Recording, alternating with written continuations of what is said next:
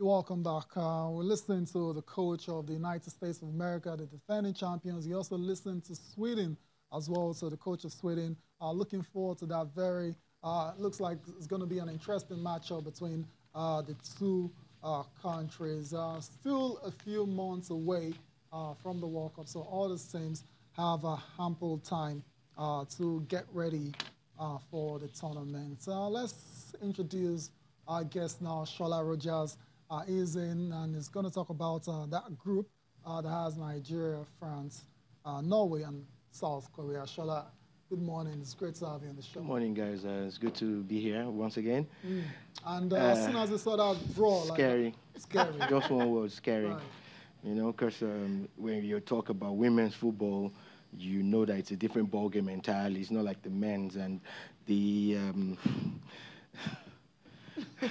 France. Yeah. Recently, we played a friendly game with them. We know how that went. You know, it went south so quick for us and all really, that. really fast. I don't know, man. I'm afraid because look at the way our team played recently in Ghana.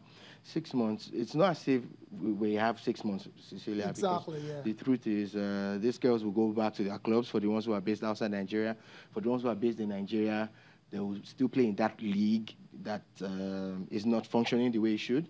You know, we won't play as a team for 6 months. We will not prepare. You can't compare to the U.S. Women's national team that already have a system that allows those girls to stay together and play a couple of games. Right. You know, but what we need to do, the NFF have talked about it. I hope that they will match their words with action because it's not enough to talk. What we need to do is to look at every opportunity window, every opportunity and use the window. Every opportunity that's open, use that window to play friendly games. And I'm not even talking about friendly games with the under-17 boys or the under-15 boys now. We're talking about top-notch friendly. Let us lose. It does not matter. The girls will gain a lot of experience, exposure, and confidence if they play fellow World Cup teams. That's the way we should look at it.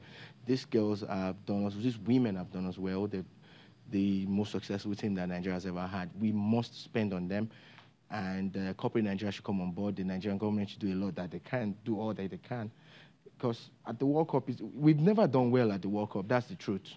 And we're perennial African champions. We need to move to the next level on this one. Next level. It's all about moving to the next level. We need to go on a break now, though. But when we come back, we'll continue our discourse on the Falcons. You know, yeah, their fates in that group, Group A, featuring France, Korea, Norway.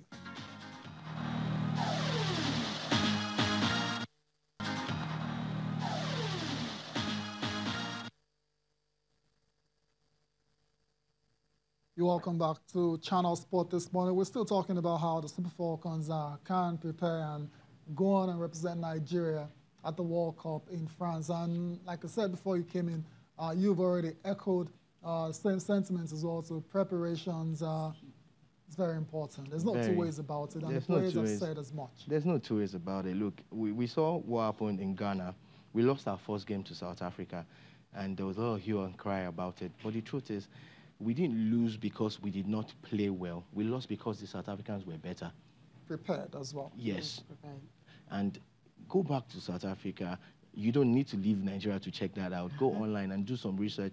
You will find that they're doing a lot of work, you know, in the women's league back there in South Africa. And they have a very good structure. You know, we all saw the kind of reception that the South African team got. I'll keep talking about it. You want to go there? You know, comparing that to the Nigerian team, and I don't know, but it's time we stop paying lip service to women's football. You know, it's time we just, you know, put all hands on deck. Look, the truth must be said. Right. There's a lot of work to be done. A lot. Absolutely. And that's why, you know, you have one of the captains of the team talking about Nomembe. She's been saying that, look, sponsors are everywhere. When the Super Falcons won this championship, I mean, corporate bodies were sending them congratulatory messages and all that. It's not just all about that. I mean, after winning, you send messages. World Cup is around the corner. They've got January, February, March, April, May to prepare. So I believe all the sponsors that were sending those messages can actually come out and sponsor the girls to play major international friendlies. Let's listen to Nomembe this morning. I would say Yeah, we've qualified and we're happy about it. And the preparation we're seeking for it, I hope it will happen like lots of friendly games because I believe that affect us in our first game against South Africa because we're just coming together, been like together for a long time. And I hope it won't happen at the World Cup. The World Cup will need a lot of friendly games with not African teams because now we've passed the stage of Africa. Now it's the world. We need like friendly match against um, European teams and all that. I believe that will help and more motivation from sponsors and all that. I think that will boost the girls as well.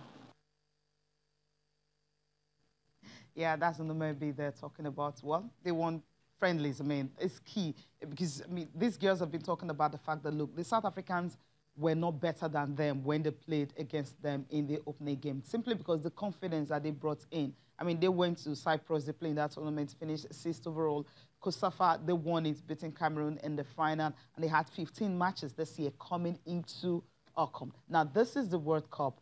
December is over. So January, I'm sure preparation is going to start. And with what NFF president talking about, Amanjo Pinnick, when he was in Ghana, he talked about the fact that they're going to have the best preparations ever.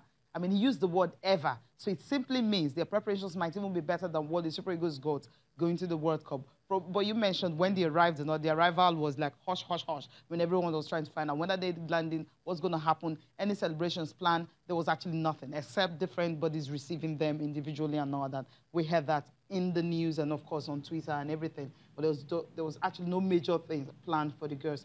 But the thing is, forget all that. There's a reception, we want to focus on the World Cup. There's a reception that's been planned, right? Yeah. I'm talking about reception. the one where you have the fans have opportunity to actually meet their heroes. Do you know how many fans were calling and asking? Yeah, you're talking about the welcome now. Exactly, like the welcome. That's what I'm talking about. I mean, wanted to know. I mean, let's meet these girls. Let's see Okobi. Let's see Onome. Let's see Azizat. Let's see Rashidat. Let's see these girls. Just have that one-on-one with them. We saw what happened in South Africa. But that's not what we're talking about right now. It's pretty sad, but it's sad, and we must be honest with ourselves. We're not respecting women enough in sports. I will talk about sports because that's our own field. Right. If this was the Super Eagles winning the African Championship, we all know that there will be a shutdown. You get so we know that the Super Eagles brand is a bigger brand. No problem. We agree. But we're just basically begging now that the women should be given a little bit more when it comes to preparation, when it comes to coverage, and when it comes to corporate support. You see, when they won, I saw a lot of politicians tweeting at them.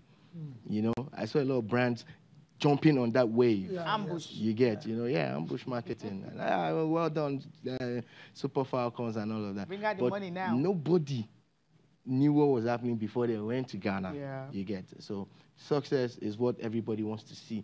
So for us to do well at the World Cup now, for all of you people who try to catch that wave, come out now, support the NFF to support the girls. Absolutely. Not two ways South Africa about playing it. Sweden and USA, that's already lined up. We know that in January, Sweden, then later somewhere in May, they're playing USA. USA have their timetable all planned out. England, the same thing. Nigeria, what do we have?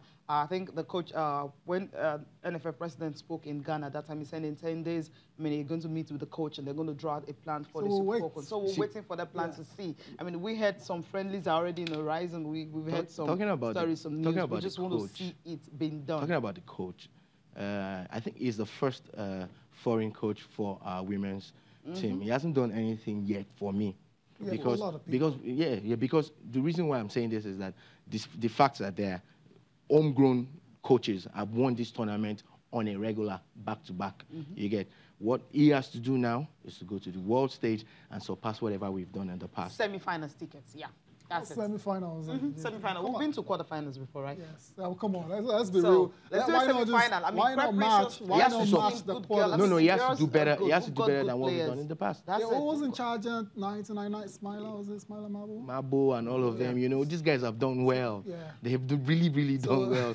Well, look at that group. Anyways, let's leave this. We need to prepare. Let's not be defeatist, It was scary, I won't lie. When I saw the thing, I'm like, FIFA, why now, But the truth is that we need to start preparing now so that we build the confidence up for our girls. Let them know that they are world beaters, that they can translate. Because they're not just representing Nigeria.